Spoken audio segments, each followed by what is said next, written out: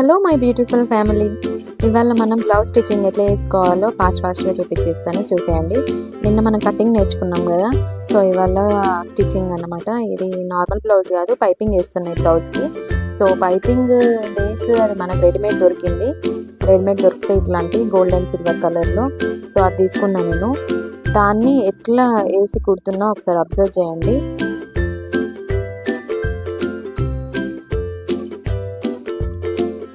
Just మనం పాదం change చేయాల్సిన అవసరం లేదు. కొంతమంది అంటారు కదా, హాఫ్ టెన్షన్ పెట్టుకొని పైపింగ్ ఎక్కియడం వస్తుంది, లేదంటే రాదు అనేసి. కానీ అవసరం లేదు, మనకి నార్మల్ టెన్షన్, మన మిషన్కి ఉన్న టెన్షన్తోనే మనం పైపింగ్ ఈజీగా కుట్టుకోవచ్చు. ఇంకా హాఫ్ టెన్షన్ పెడితేనే అటు ఇటు పాదం అటు ఇటు ఒకసారి అటు దిగుతుంది, ఒకసారి ఇటు దిగుతుంది. కాకపోతే మనకి డబల్ పాదం ఉంటేనే పర్ఫెక్ట్ వస్తుంది. నాకైతే పైపింగ్ దీంతోనే ఈజీ అనిపిస్తుంది. సింగిల్ పాదం పెడితే అసలు సెట్ కాదు. టెన్షన్ సింగిల్ పెట్టుకోవద్దు, డబల్ టెన్షన్తోనే కుట్టేస్తే ఈజీ అయిపోతుంది. ఒకసారి ట్రై చేయండి అట్లా. సో అది కుట్టినాక, లైనింగ్ పైన కుట్టినాక మనం మెయిన్ ఫ్యాబ్రిక్ మీద మంచి సైడ్ అంటే రివర్స్ సైడ్ తీసుకోవద్దు. మెయిన్ ఫ్యాబ్రిక్ కరెక్ట్ సైడ్ మీదనే మనం ఈ కుట్టింది రివర్స్లో వేసి స్టిచ్ చేసుకోవాలి. అప్పుడైతే మనకి పైపింగ్ ఇన్నర్ అయిపోతుంది. అంటే మనకి లోపల సైడ్ లేస్ అనేది బయటికి కనిపించదు. మనం ఎటువైపు చూసినా కానీ సేమే కనిపిస్తుంది పైపింగ్.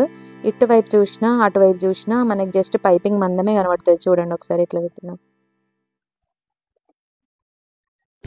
సో ఇదంతా అయిపోయినాక సైడ్ స్టిచ్చింగ్ వేసేసుకోవాలి.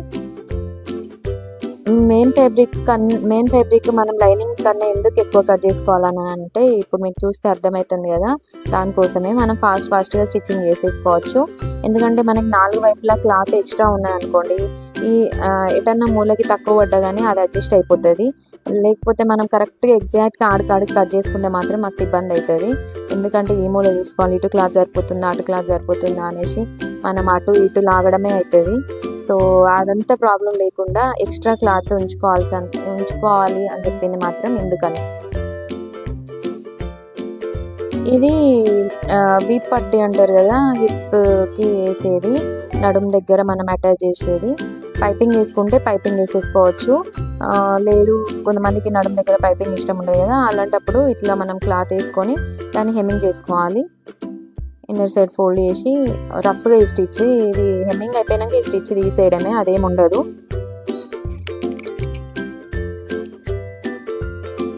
తర్వాత హ్యాండ్స్కి మనం కటింగ్ చేసుకున్నప్పుడు హ్యాండ్స్ సరిపోలేదు కదా, ఎక్స్ట్రా అటాచ్మెంట్ చేయాల్సి వస్తుంది అనేసి పీసెస్ కట్ చేసుకున్నాం కదా, సో ఆ పీసెస్ ఇట్లా అటాచ్ చేయాలి. ఇది మనకి ఆర్మ్ హోల్ కింద అది స్టిచ్చింగ్లోనే వెళ్ళిపోతుంది, మనకేం కనిపించదు. లైనింగ్కి కూడా పడినాయి క్లాత్స్ వేయాల్సి వచ్చింది. కొంచెం హెల్దీ పర్సన్స్కి అయితే మనకు ఖచ్చితంగా ఈ హ్యాండ్ దగ్గరనైతే ఇవి ఖచ్చితంగా పడతాయి అటాచ్మెంట్స్, చూసుకోండి. దీనికి కూడా నేను పైపింగ్ వేస్తాను హ్యాండ్స్, అది కూడా ఒకసారి అబ్జర్వ్ చేయండి. అప్పుడైతే మీకు కొంచెం ఇంకా క్లారిటీ వస్తుంది పైపింగ్ ఎట్లా ఎక్కియాలనేసి.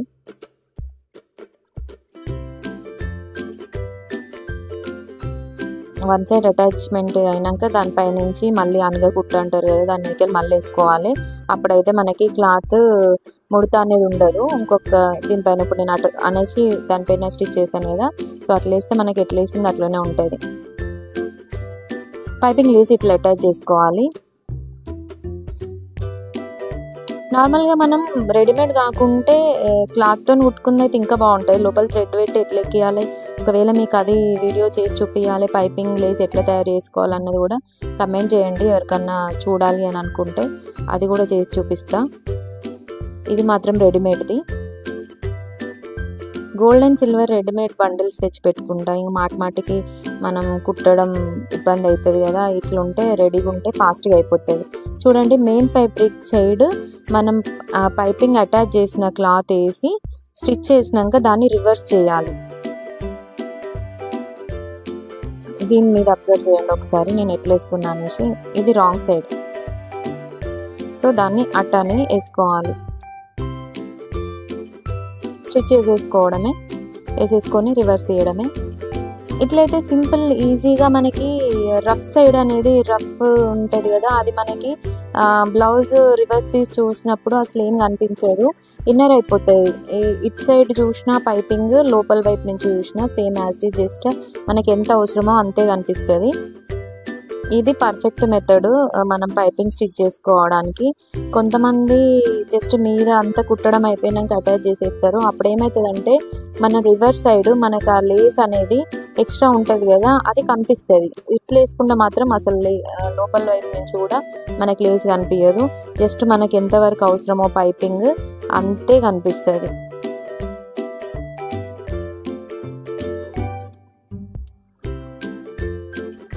ఇట్లా వేసుకుంటే ఏంటి అంటే ఫినిషింగ్ నీట్గా ఉంటుంది.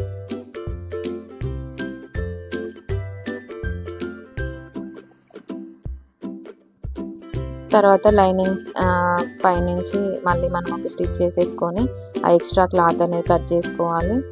2 హ్యాండ్స్కి అట్లనే వేసుకోండి.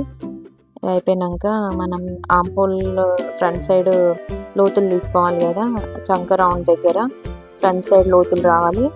ఆ లోతుల కోసం ఇది కూడా మెయిన్. ఫ్రంట్ సైడ్ లోతులు తీసుకొని అది పక్కన పెట్టేసుకున్నాక మళ్ళీ ఫ్రంట్ పీస్లు ఉంటాయి కదా మనకి క్రాస్ కటింగ్ వేసుకునే ఫ్రంట్ పార్ట్, అవి కూడా సేమ్ పైపింగ్ అట్లనే మనం బ్యాక్ పార్ట్కి ఎట్లా ఇచ్చినామో అట్లనే ఫస్ట్ స్టిచ్చింగ్ వేసి అది మళ్ళీ ఆ క్లాత్ పైన వేసేసి కుట్టేయడమే. సో ఇది ఒకసారి చూడండి, ఇక్కడ కూడా క్లారిటీ లేని వాళ్ళకి కొంచెం క్లారిటీ వస్తుంది. కరెక్ట్గా అబ్జర్వ్ చేయండి ఎట్లా కుడుతున్నా అని. ఏదైనా మనం చూస్తేనే పర్ఫెక్ట్ అర్థమవుతుంది చెప్పేదానికన్నా. సో మిషన్ నేర్చుకునేటప్పుడు కూడా మనం ఎంత చూస్తేనే అంత మనకి టైలరింగ్ అర్థమవుతుంది. మనం ఏం పని కటింగ్ నేర్చుకోకున్నా అంటే మనం ప్రాక్టీస్ చేయడం కన్నా చూసి అబ్జర్వ్ చేసి నేర్చుకోవడం ఎక్కువ ఈజీ అవుతుంది. చూసుకుంటా నేర్చుకుంటే మనం చూడకుండా జస్ట్ కటింగ్ మనం కట్ చేసుకుంటా పేపర్ మీద ప్రాక్టీస్ చేద్దామంటే రాదు. ఏ టెక్నిక్స్ అయినా కానీ చూస్తేనే, మిషన్లో మాత్రం చూస్తేనే అర్థమవుతుంది. అబ్జర్వేషన్ బట్టే మనకి స్టిచ్చింగ్ ఎంత పర్ఫెక్ట్గా నేర్చుకోవాలనేది డిపెండ్ అయి ఉంటుంది, ఎంత పర్ఫెక్ట్గా వస్తుంది అనేసి. సో నేను టైలరింగ్ అయితే 1 మంత్లో నేర్చేసుకున్నాను. మెయిన్గా ఇంట్రెస్ట్ని బట్టి కూడా ఉంటుంది. ఇంట్రెస్ట్ ఉన్న వాళ్ళకి తొందరగా వస్తుంది టైలరింగ్ వర్క్. ఒకవేళ ఇంట్రెస్ట్ లేదనుకోండి ఎంత చెప్పినా అసలు అర్థం కాదు. మనకి ఇంట్రెస్ట్ ఉంటే మాత్రం ఖచ్చితంగా ఈజీ ఈ వర్క్ నేర్చుకోవడం. సో నేను ఇవన్నీ టక్స్ ప్లేట్స్ అంటారు, టక్స్ అంటారు, ఏరియాని బట్టి ఒక్కొక్కలాగా అంటారు. ఆ ప్లేట్స్ అయితే వేసేసుకుంటున్నా ఫ్రంట్ పార్ట్కి.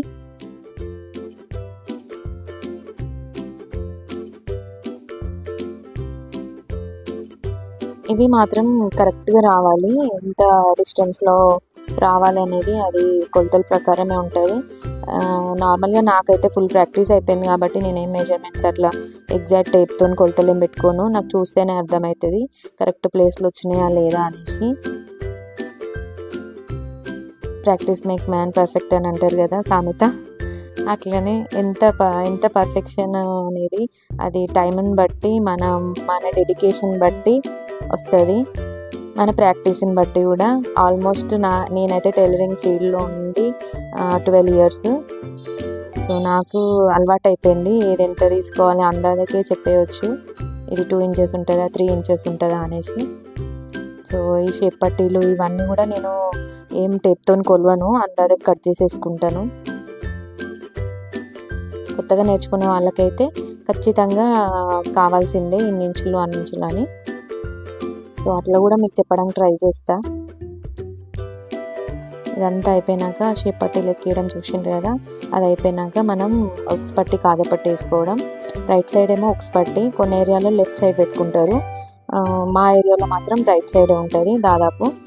ఇప్పుడు మహారాష్ట్ర సైడ్ బ్లౌజెస్ అయితే మాత్రం లెఫ్ట్ సైడ్కి ఉక్స్ ఉంటాయి, రైట్ సైడ్కి కాజపట్టి ఉంటుంది. కానీ మనకి ఇక్కడ మాకు మాత్రం రైట్ సైడ్ ఉక్స్ పట్టి వస్తుంది, లెఫ్ట్ సైడ్ కాజపట్టి వస్తుంది. అది డిపెండ్స్, కొంతమందికి అట్లా కావాలంటారు, కొంతమందికి ఇట్లా కావాలంటారు. అది మనం మెజర్మెంట్స్ మనకి ఇచ్చిన మెజర్మెంట్ బ్లౌజ్ని బట్టి డిసైడ్ చేసుకొని స్టిచ్ చేయాలి. ఒకవేళ మెజర్మెంట్కి ఏమి ఇవ్వలేకపోతే మనం యాజ్ ఇట్ ఈస్ మన ఏరియాలో ఎట్లా నడుస్తుందో అట్లనే పెట్టేయాలి. రైట్ సైడ్ ఉక్స్ పట్టి, లెఫ్ట్ సైడ్ కాజపట్టి. సో అది కూడా ఎట్లా కుడుతున్నా అనేది ఒకసారి అబ్జర్వ్ చేయండి. ఇక్కడ వరకు అయితే మనకు ఆల్మోస్ట్ బ్లౌజ్ కంప్లీట్ అయినట్టే. ఇప్పుడు ఏం లేదండి, వెనక పార్ట్ ముందు పార్ట్ హ్యాండ్స్ అటాచ్ చేసేసి సైడ్ ఫిట్టింగ్ చేసేసుకోవడమే. సైడ్ ఫిట్టింగ్ కూడా మార్కింగ్ చేసుకుంటే బెటర్. వన్ టైంకే మనకి బ్లౌజ్ సెట్ అయిపోతుంది. కొంతమంది అందరికి వేసేస్తారు కదా, అట్లా వేస్తే ఏమవుతుందంటే కస్టమర్కి ఫిట్టింగ్ కరెక్ట్ లేదనుకోండి, బ్లౌజ్ మొత్తానికి కుదరలేదు అనేస్తారు. అదే ఎగ్జాక్ట్గా మనం లూజ్ లేకుండా టైట్ లేకుండా ఎగ్జాక్ట్ వాళ్ళ బ్లౌజ్ ఇచ్చిన ప్రకారం మెజర్మెంట్స్తోని ఫిట్టింగ్ చేసి ఇచ్చినాం అనుకోండి, పర్ఫెక్ట్గా వచ్చింది బ్లౌజ్ అని అనుకుంటారు. కొంచెం లూజ్ ఉన్న కొంతమందికి అర్థం కాదు, బ్లౌజే మొత్తం పాడైపోయింది అని అన్న ఫీలింగ్లో ఉంటారు. సో అలాంటప్పుడు మనం ఆ ఛాన్స్ ఇవ్వకుండా మనకి ఇచ్చిన మెజర్మెంట్ బ్లౌజ్ ఉంటుంది కదా, దాన్ని చూసుకొని ఎగ్జాక్ట్గా స్టిచ్చెస్ సైడ్ ఫిట్టింగ్ చేసి ఇస్తే బ్లౌజు ఇంకా ప్రాబ్లమ్స్ ఏం రావు, కంప్లైంట్స్ ఏం రావు, పర్ఫెక్ట్ ఉంటుంది. ఒకసారి వచ్చిన కస్టమర్ ఇంకొకసారి రావడానికి ఎక్కువ ఛాన్సెస్ ఉంటాయి. సో నా దగ్గరకు వచ్చిన కస్టమర్స్ మాత్రం మళ్ళీ వెళ్ళరు, ఖచ్చితంగా మన దగ్గరికి వస్తూనే ఉంటారు. ఇంకా ఒక్కసారి స్టిచ్చింగ్ నచ్చితే ఏదైనా అంతే కదా, మనకి ఏదైనా ఒక్కసారి ఒకరి దగ్గర నచ్చిందంటే వాళ్ళ దగ్గరికి వెళ్తాం. అట్లా నాకు కూడా చాలామంది రెగ్యులర్ కస్టమర్స్ ఉన్నారు. అసలు టైం దొరకదు, ఈ వీడియోస్ కూడా కష్టంగా చేయాల్సి వస్తుంది నాకు. ఒకసారి నేను షాప్కి వచ్చిందంటే నా స్టిచ్చింగ్ పని నేను చేసేసుకోవడమే. ఈ వీడియోస్ తీయడం అది ఇది అయ్యేసరికి కొంచెం వర్క్ డిస్టర్బ్ అవుతుంది. అయినా పర్లేదు, మనం యూట్యూబ్ కోసం ఈ మాత్రం కష్టపడింది యూట్యూబ్లో సక్సెస్ కాలేం కదా. సో అందుకనే ఇంత కష్టం. నాకు వచ్చిన వరకు ఇంకొకరికి నేర్పించడం నాకు ఇష్టం. షాప్లో అయితే నేను ఇంతకుముందు అయితే ట్రైనింగ్ ఇచ్చేదాన్ని. ఇప్పుడు టైం సరిపోవట్లేదు. కస్టమర్స్ పెరిగిన కొద్దీ మనకి నేర్పించడం అంటే క్లాసెస్ తీసుకోవడం అది కష్టమైపోతుంది. నా వర్క్ నేను చేసుకోవడం, పీస్ వర్క్కి కట్ చేసి ఇవ్వడం అందులోనే ఫుల్ టైం అయిపోతుంది. సో ఇంకా కొత్తగా అడిగిన వాళ్ళకి టైలరింగ్ నేర్పియండి అని అడిగిన వాళ్ళకి మాత్రం అసలు లేదు, టైలరింగ్ క్లాసెస్ చెప్పట్లేదు అనే. ఇప్పుడైతే మన బ్లౌజ్ ఆల్మోస్ట్ కంప్లీట్ అయింది.